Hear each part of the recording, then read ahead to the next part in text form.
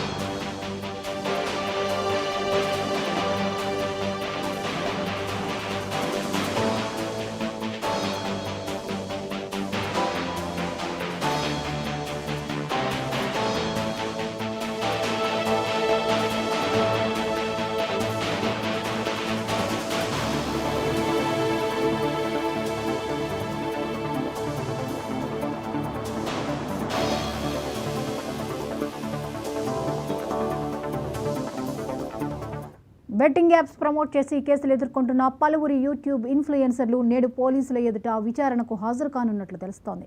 మొత్తం 17 మందిపై కేసు నమోదు కాగా నటి శ్యామల, రీతూ చౌదరి, అజయ్, సుప్రీత, సన్నీ సుధీర్, అజయ్, సన్నీలకు పోలీసులు నోటీసులు ఇచ్చారు. వీరి ప్రమోషన్లతో అమాయకమైన ప్రజలు బెట్టింగ్ భూతానికి బలి అవుతున్నారని సజ్జనార్ ఫిర్యాదు చేయడంతో వీరిపై కేసు నమోదు చేశారు.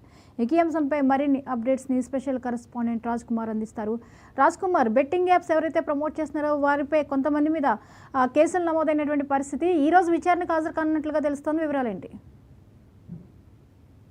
జ్యోతి, ఏదైతే బెట్టింగ్ యాప్స్ పై కూడా ఏదైతే అధికారైనటువంటి సజ్జనార్ ఫిర్యాదుతో కూడా ఒక్కసారిగా వారి సలహాలతో పోలీసు అధికారుల మాత్రం కదలికవుతుంది. ఏదైతే బెట్టింగ్ యాప్స్ ఇప్పటికే చాలా మంది యువత ఆత్మహత్యలు చేసుకోవడం, చాలా మంది బలైపోవడం కూడా చూసాం. అలాంటి పరిస్థితులలో గత కొద్ది రోజుల నుంచి కూడా ఎవరైతే బెట్టింగ్ యాప్స్ కు ప్రమోషన్ చేశారో వారందరికీ నోటీసులు ఇవ్వడం, అరెస్ట్ చేయడం, అందులో ముఖ్యంగా కొన్ని కోట్ల రూపాయలు ఇస్తున్నటువంటి సన్నీ యాదవ్, దాంతో పాటు వీరందరిపై కూడా కేసులు కూడా నమోదు అవడం జరిగింది. వారందరూ పరారులో ఉండడం జరిగింది.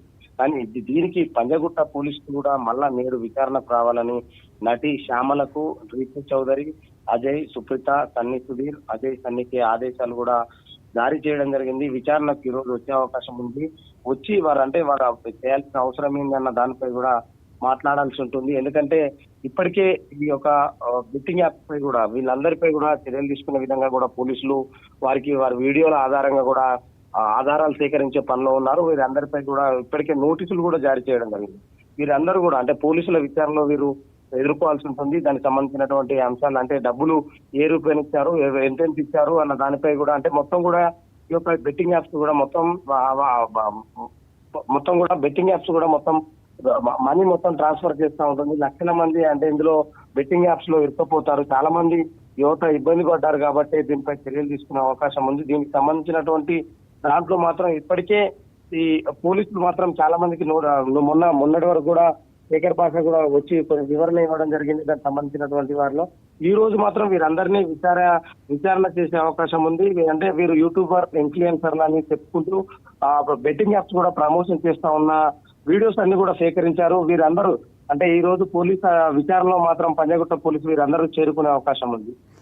ఎవరికైతే నోటీసులు అందుకున్నారో వాళ్ళందరికీ ఈ రోజే విచారణ ఉండనుందా? అసలు ఎవరెవరు వెళ్తున్నారు అన్న దాని మీద ఇన్ఫర్మేషన్ ఉందా విచారణకి? పోలీసులు నోటీసులు మాత్రం అందజేశారు. దానికి సంబంధించి ఇప్పటివరకు అయితే దానికి సంబంధించినటువంటి అంశాలలో ఎవరెవరికి పోలీసు నోటీసులు అందిన తర్వాత కూడా ఎవరెవరు వస్తారు అనేది ఇంకా పోలీసులకు సమాచారం లేనప్పటికీ వీరందరికీ మాత్రం ఈ రోజు హాజరు కావాలని మాత్రం పోలీసులు చేయడం జరిగింది. వాళ్ళు ఏమైనా కారణాలు చెప్పి మరోసారి వస్తాము అని చెప్తారా, లేదంటే మరలా విచారణకు హాజరవుతామని చెప్తారా చూడాలి. వీరందరికీ ఈ రోజు రావాలని పంజగుట్ట పోలీసులు చెప్పడం జరిగింది. వీరందరూ కూడా వస్తే వీరి దగ్గర నుంచి నిజాలు రాబట్టే అవకాశం ఉంటుంది. వీరందరూ అంటే ఏ కంపెనీకి సంబంధించినటువంటి బెట్టింగ్ యాప్స్ అందరూ కూడా ఎంతెంత ఇచ్చారు, ఏ రూపాయలు ఇచ్చారన్న దానిపై కూడా పోలీసులు విచారణ చేస్తారు. Okay, thank you Raj Kumar.